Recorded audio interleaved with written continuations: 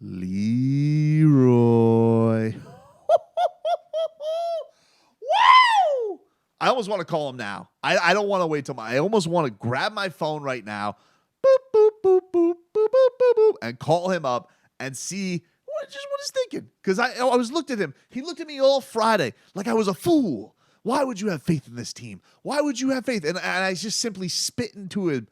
Jim VP, baby. Jim VP. And wouldn't you know it, who shows up today like a sniper? But number 22, Jim, me, Butler, 3. You only got to hear that 4 times tonight from Mike Biamonte as the Miami Heat go up 2-1, dude, over the Milwaukee Bucks. They smoke them tonight, 121-99 to take a 2-1 series lead. And my God, lit them up like a Christmas tree from downtown. I was told that wasn't going to happen again. It's crazy. I was told, I don't know what you guys were told, but I was told Miami couldn't do that again. I was told that was an aberration, that Miami wasn't going to be able to go out there and shoot like that from 3. And wouldn't you know it, 15 threes in game 1, 16 threes tonight. In fact, broke a franchise record for most 3.5 with 12. Just to start things off on the right foot, dude. Jimmy Butler setting that tone early on. You know, listen, this is a Bucks team that has a lot of firepower, dude. A lot of firepower. Everybody told me, oh, no, Giannis. But they got the rest of that roster. That is a good roster. All right? Giant ostrich as he is, Brook Lopez. Respect. Guy looked like Hakeem Olajuwon the last game. This game, not so much. Spo make a little adjust. Has Kevin Love start the game, which is what I love. I love that adjustment. Like, what are we doing here? Kevin Love, we're going to sit here with a bunch of 6'4" guys out there. They got a little bit of size. Look, we were going to play this whole Kevin Love was going to start whole regular season. Get his ass out there. And they did. And a nice little, just a physicality tone difference with him grabbing rebounds and getting things going on the fast break and getting the things going as far as the shots were concerned. But Jimmy Butler was really the tone, just like he was in game 1, tone setter early on in this one. But, and I will say, the real star of this game, the hero, the birthday boy. Happy birthday to you. Happy birthday to you. You hit a bunch of threes and lit up the Bucks.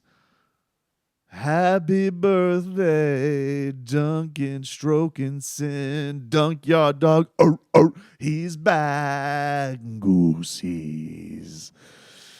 Duncan Robinson, the birthday boy. Getting it done, dude. Lighting them up from downtown.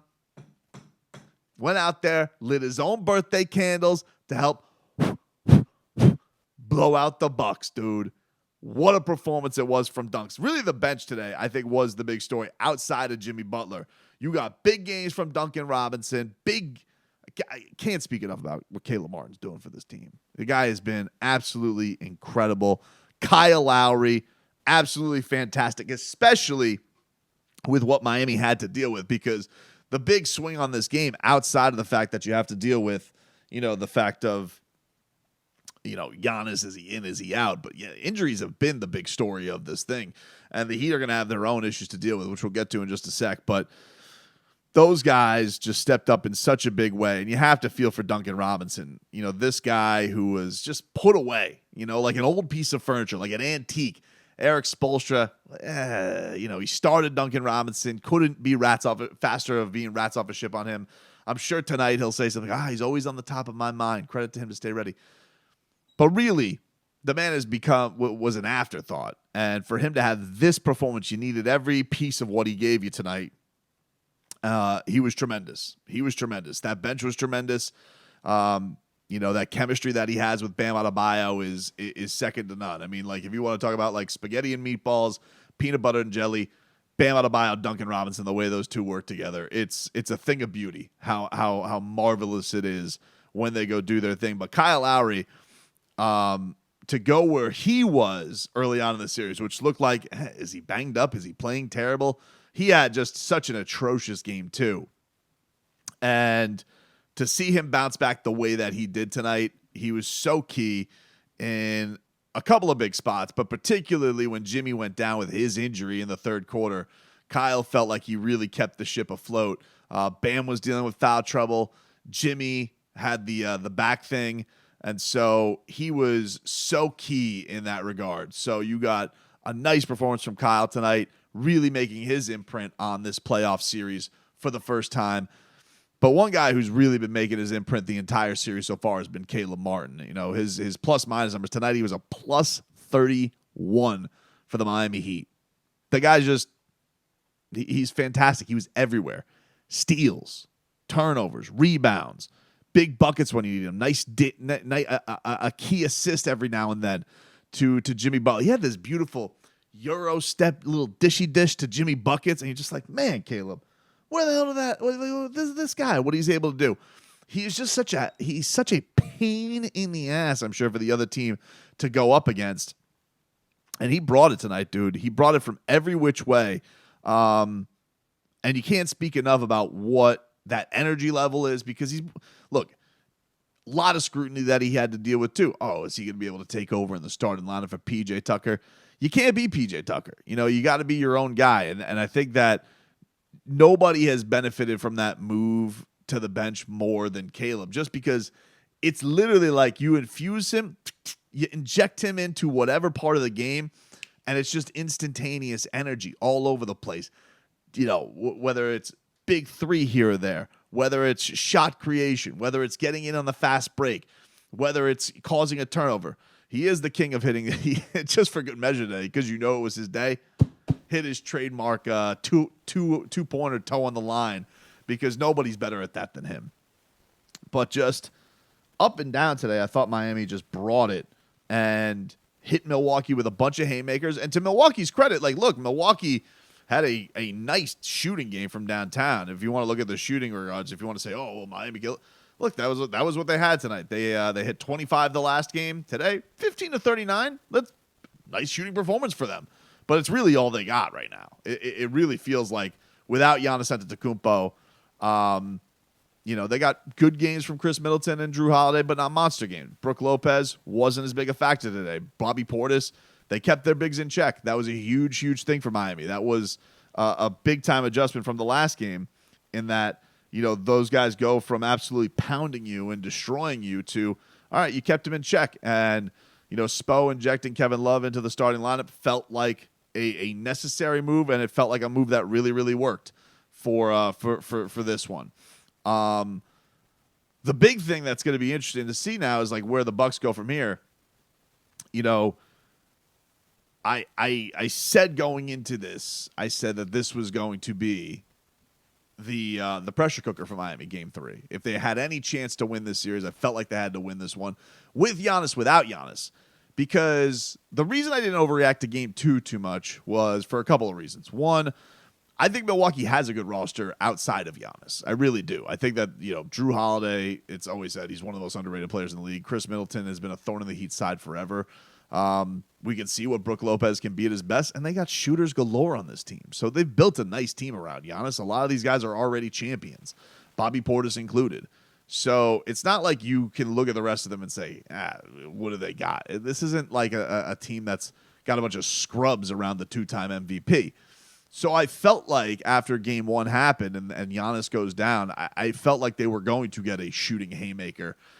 You can't overreact. Just like if I was Milwaukee, if I was a Bucks fan right now, whatever Bucks bro is doing his YouTube show today, like I wouldn't get too crazy with it. It'd be like, all right, it's 2-1. It's not critical mass yet. Now, if they get down 3-1, then you get nervous. But Giannis not playing tonight, I personally don't know where he's at physically. It's hard to say on that stuff. But I kind of understood like why you wouldn't rush him back for this game, because pressure was going to be on Miami either way. Giannis plays, Giannis doesn't play. Miami needed this one. You needed to keep home court, and to feel any hope of the series being alive. Because if you go down 2-1, Yeah, I suppose we could talk into a scenario. Could Miami win, could they go win another game in Milwaukee? Maybe. But the reason here's the thing. Like, the reason I picked the Heat to win this series in 6 is because it's like winning a game 7 in Milwaukee just seems like a very daunting task as it is. It's a hard place to go win for Miami. So being where they're at right now, I don't know. Does Giannis suit up for game 4? I would imagine he's going to do everything that he can because you probably played as best as you can without him. But I don't know. His injury looked bad. So the only signs that we have are they were optimistic. He was improving. Did they try and get too cute today and get a game? Maybe. But right now, the important thing for them is they got to go win a game in Miami to not go down 3-1 and have to, sweep the last 3 games to keep any hope alive. But Miami obviously has their own stuff that they got to deal with because couple things happened that were awful. One is Jimmy Butler took his own couple of hard hits. He fell right on his back and then looked like he tweaked his leg. So he had his back wrapped up.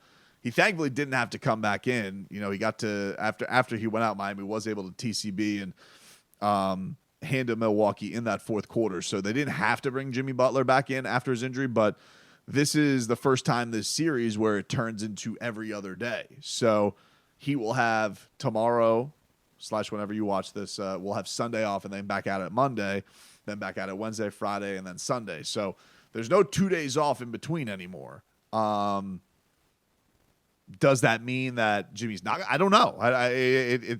I'm sure it was said on the broadcast he was going to come back in if he needed to. He was available to come back in. Now you give it, just like Giannis did when he had his injury, you have to deal with the whole how does he react to it? How does his back go? Jimmy has had this injury before where he's fallen on his tailbone. It's a bad one, as we can see with Giannis. And it's no joking. Man, not only this series, but this entire playoffs already with the injuries between Giannis, Jimmy, and Tyler Hero's hand. I haven't even mentioned Victor Oladipo yet. I'll get to him in a second. Joel Embiid, John Morant's hand, Kawhi Leonard. I'm sure I'm missing some, but the amount of key guys that have already been taken out in just the first basically 3 games of every one of these series is pretty staggering. It's pretty staggering so far. But this one for Miami, doing it and getting this one was critical. It's critical, just like I think it is going to be, it's not as dire on Monday because it'll be even. But I do think that Miami has to hold home court. That feels like the big key to win, as you can see. It's the old adage, right? Role players typically don't travel as well. Your bench is going to play better at home, and Miami got a key performance from it tonight from all their guys. But I think like the big outlier, just like it was probably, Pat Connaughton the last game, Duncan giving you this when he hasn't looked like this in a while, probably since he was the Threester Bunny, when he was that Atlanta game 1 last year in the first round series. But man, you have to feel great for him. What a freaking happy birthday that was for him. Really, really tremendous. Jim VP doing the damn thing. And Spo making the adjustment to the starting lineup, I thought was huge. I thought that was huge. And tonight, Bam, you didn't really even get that. You didn't even get that great a game from Bam tonight because Bam was in foul trouble, so he only played 30 minutes. Had a nice fourth quarter to close things out and make sure everything kept pace, but like they had to go that third quarter basically without him because of him getting into foul trouble with like 8 minutes left. So he was well rested. Only took 10 shots tonight, but you really were able to get this one tonight, and I wouldn't say it was like the A+ from Bam. So when you're looking into the next game of where they could even get better, like still having that having one of those shooting performances like you had in the second half of game 1, you look to that for sure. But tonight was Jim VP all the way, setting the tone, getting Miami in a good spot. And look, to any Bucks fan, that wants to come out and be like, "Who are you doing it with Giannis?" Look, I've told you, I know it's with that. I made my pick and I thought Giannis was going to play. So you guys can sit here and be upset about it. Been there. Hey, I've been there. You know, the Heat, look at tonight. You have our adorable Goran Dragic. The Heat, after beating them in the bubble, the Bucks, and beating the Celtics, they go into the NBA Finals game 1, lose Gogi, lose Bam. Sucks. It sucks when you're in a playoff series and you don't have your main players. I don't know if the Heat will have Jimmy Butler on Monday. And I will say, I mean, trust me when I tell you, like, listen, everyone's going to mention, oh, there was no Giannis. Watch how the attitude is if Jimmy doesn't play, because they'll be like, well, you won't hear people, oh, Giannis is back and they crushed the Heat, even though Jimmy Butler, you won't hear that Jimmy Butler didn't play. Won't be a case, even though he's, again, one of the best playoff players in the league. One of the best players in the league, but playoffs, Jim VP, come on, baby. The lone bummer news, and it really just did put a damper on the win, for sure. And I almost want to, I'm going to do, I think, another video after we get some of the reaction from post-game on it. But the Heat lost Victor Oladipo at the end of this game. They were cruising in it. Absolutely, absolutely cruising. And Vic was doing his thing. He actually put the Heat up 21 at one point, 108-87. And then he gets on a fast break. He slips on the court, immediately grabs his left leg. And you could just, he know, as a guy, you could tell he knew something was bad. You could tell the team knew something was bad. And they keep showing shots. Jimmy's hand, has, head and hands with it. The entire bench is just turtled up in their, jerseys or warm-ups. And I don't know. It looked bad. It looked like immediately like Victor Oladipo knew something was very, very wrong. I think everybody on that bench felt like everybody thought it was very, very wrong. It wasn't a big contact injury. He immediately landed on something and could tell something was wrong with his leg. And that's just that's one of those things like Victor, that's not fair. Victor Oladipo doing what he's done to get back to where he is now, and it to go like that in a game where it was already decided, it sucks, man. It sucks because this guy has had such a journey to get back. It hasn't been a smooth Heat tenure because this is a guy who was an all-star and all-NBA player, really wanted to be on the Miami Heat for such a long time. Finally gets here, plays 4 games, and his leg blows up, his right leg, because the doctor butchered it. So he has to have another year where he completely works his way back and says, the year going into it, remember sitting down with him at media day, me and Leroy's a huge Victor Oladipo fan. He was bummed. Vic was talking about how, he would get out of bed and feel like he wasn't on balance. That's how bad they botched his leg. So he gets all the way back last year and, makes his comeback, then is out of the rotation. But because of injuries, the Heat have to rely upon him in the playoffs, and he was an important defensive piece for him. I think we've seen those glimpses of Victor's offensive brilliance, but we still quite haven't seen him be the Victor Oladipo. But you know what he's capable of, and I think even you saw it tonight with the defense that he was playing, the havoc that he was causing, and for this to happen now on the other leg,